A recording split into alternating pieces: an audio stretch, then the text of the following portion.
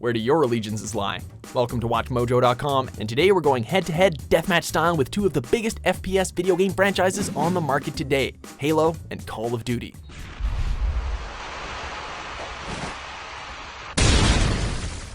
To determine which of these gaming Goliaths will stand victorious as King of the Hill, we're examining aspects of each title and not just who can score the most teabags. Round 1, Story. Before this is all over, promise me you'll figure out which one of us is the machine. An alien race on a religious journey to unlock the secrets of a series of mysterious planet-sized rings leads them to the human colony Harvest in the 26th century. And over the next 30 years, humanity finds itself thrust into an intergalactic war against a technologically superior enemy. When one human world after another fell.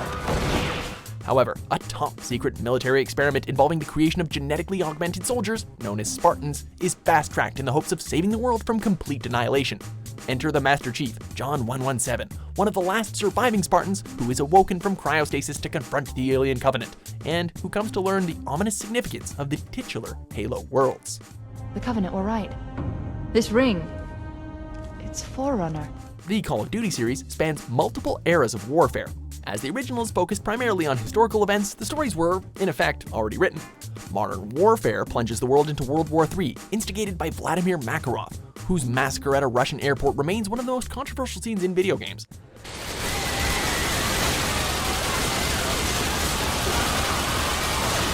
Black Ops dabbled in the Cold War and Vietnam, with the most recent titles transporting the players into the near future.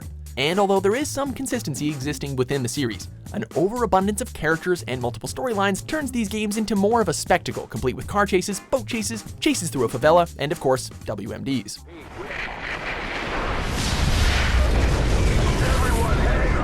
The stories in Call of Duty are disconnected and more episodic, making it difficult to relate to any of the playable characters. Halo, on the other hand, has a much richer lore that continues to grow, and as Master Chief, players get to participate in the legend of one of the most iconic warriors in video game history. Winner, Halo. Halo, it's finished. No, I think we're just getting started. Round 2, Single-Player Campaign. Halo's control center is located there. That structure appears to be some sort of temple or shrine, if I've interpreted this correctly. The first 3 installments of Halo maintained a solid length of 9 to 12 hours of gameplay, and could be enjoyed cooperatively in online and sometimes in split screen. A memorable cast of characters, expansive environments, and intense battles with challenging AI combine to result in some of the most highly regarded campaigns in a first-person shooter. Vehicles are also offered at intermittent points during the campaigns, each of them handling, well, mostly well, and you can jump in and out of them at any time.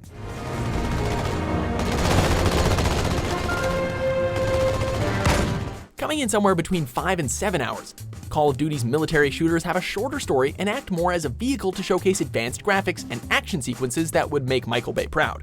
Enemy opponents are not terribly challenging, most often beating players through their overwhelming numbers rather than through intuitive tactics.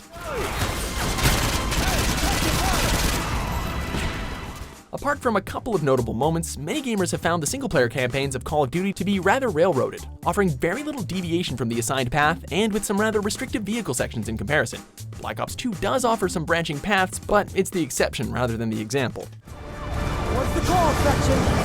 Get the president down there while I provide cover fire! Halo is first and foremost a story-driven game, and its longer campaigns allow players to become invested in the saga and feel more like a participant, whereas Call of Duty uses its campaign as an excuse to blow things up in a variety of increasingly ridiculous ways.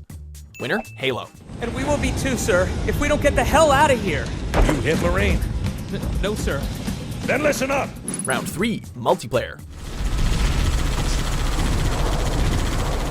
The series that redefined online gaming. Multiplayer in Halo first began at LAN parties at friends' houses, which later blew up with the arrival of Halo 2, when players could battle online via Xbox Live. However, it was Halo 3 that took the experience to a new level, when Bungie Studios redefined their matchmaking algorithm, making for more balanced teams and allowing gamers to build their skill level as they climbed the ladder of competition. Halo 3 raised the bar for the multiplayer arena, which inspired and challenged other developers in the years to follow. The multiplayer in Call of Duty has been one of its defining characteristics, though. In the glory days of World War II shooters, Call of Duty 3 reigned supreme, boasting impressive 24-person teams in sprawling maps that, while frenetic, never felt congested.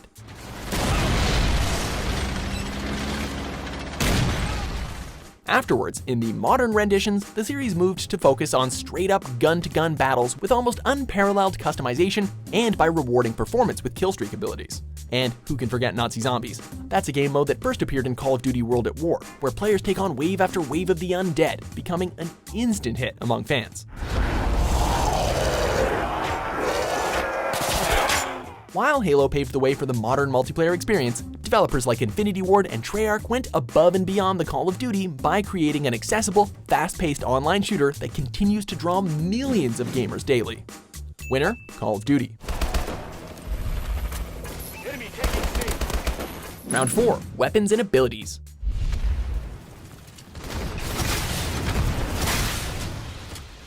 Despite the game being set in the 26th century, many of the weapons in Halo are quite similar to those we see today and fulfill a specific role.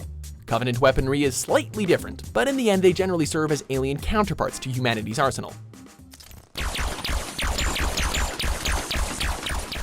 The Forerunners, the elusive species responsible for building the Halo installations, have interesting weapons as far as their design is concerned, but again, even a technologically superior race seems to have made weapons that are largely unimpressive. The weapons all serve their purpose and are quite functional, but there's no customization to further refine their abilities. Meanwhile, the weapon customization has been a key component of the multiplayer arena in Call of Duty. Silencers can be added to almost any gun for those who prefer stealth play, or if you're the type who enjoys the smell of shrapnel in the morning, perhaps an attachable grenade launcher is right for you. Larger magazines, stronger ammunition, longer sprint time, or being invisible to enemy radar all provide distinct advantages. Enemy taking Charlie. Friendly UAV above. As these games were technically based in reality, at least at first, the weapons are incredibly authentic in look, sound, and function. The level of detail is always truly staggering, giving players the ability to build a class of soldier unique to their style of gameplay. In fact, the more recent Halo games are now playing catch-up to Call of Duty, as 343's iterations started to introduce their own take on the class customization that made Call of Duty the multiplayer juggernaut it is today. Winner, Call of Duty.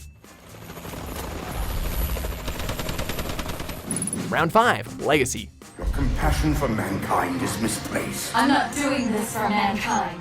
Halo has broadened its reach by growing into a full-fledged franchise that extends beyond the game itself and into a series of novels, comic books, live-action adaptations, and action figures.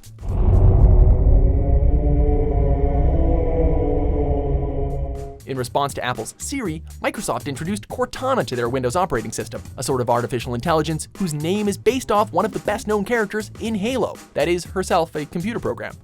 Chief, really, I'm fine. Furthermore, it's almost an annual tradition that one game or another will claim to be the next Halo killer, boasting a better production in an attempt to lure players. And whether or not any of these declarations are valid, the very fact that games continue to be compared to Halo shows how truly influential the series has been to the FPS genre.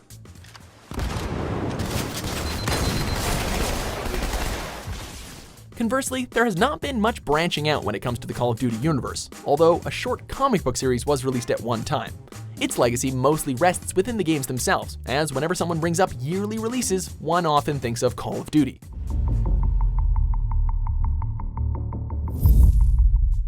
It's impossible to deny the effect that Call of Duty has had on first-person shooters, not to mention on gaming as a whole.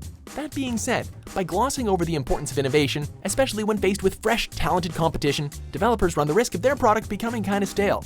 Heck, just look at the ratings of that Infinite Warfare trailer. There may indeed be more Call of Duty games out there, but the annual release strategy in recent years has started to become the series' own undoing. By oversaturating the market, we're now seeing gamers move away from the military shooter. And while Halo 5 definitely wasn't its best entry, the series as a whole still held up far better in regard to what Call of Duty has done over the years. Winner, Halo. How? So, Halo wins this firefight with a KD ratio of 1.5, a score of 3 to 2. So, did we pick the right team? Be sure to debate in the comments, but try to remain civil, please. And of course, don't forget to subscribe to WatchMojo.com for more entertaining videos published every day. He never gets me anything. Oh, I know what the ladies like.